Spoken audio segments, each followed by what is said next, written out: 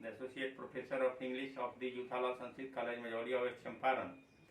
Today I am going to teach the students of Sanskrit first year the most important chapter prescribed for them, and question is also prescribed for them. Age explanation. It is asked in the examination and it is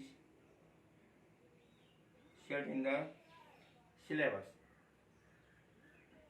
Now for explanation, any topic, any stanza of poem, any topic from prose piece, from a story, from novel is given to the student for explanation, and at the time of explanation, writing explanation, the student should pay attention properly.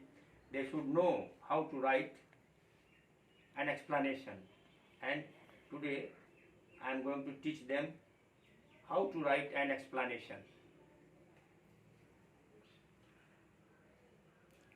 In the examination for a stanza or for a topic or a prose piece is given to the student, and now at first they should write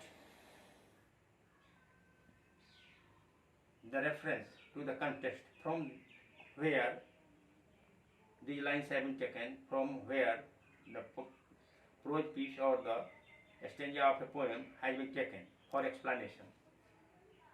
And so it is essential to write at first from where the lines have been taken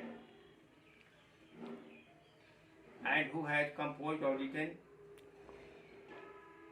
that chapter. The student should write the name of the writer or the poet who has written that chapter. That is called the reference to the context.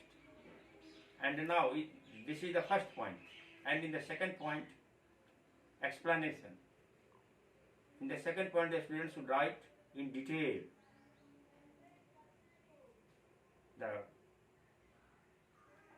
they should write in detail the total matter, discuss the total matter in detail, and they should write also the reference, in what sense and where the writer has or the poet has told or written the given topic or passage or prose piece or a stanza from the poem. In the third point, now come to the third point, and that is the third point in which they should write the moral lesson. The given chapter or the given passage or the given lines gives us a moral lesson, and what type of moral lesson this stanza or the prose piece gives us a moral lesson. The student should write it also in detail, or the philosophy or the philosophical tone of the writer. So this is also an important part of an explanation for the student. Now come to the fourth point.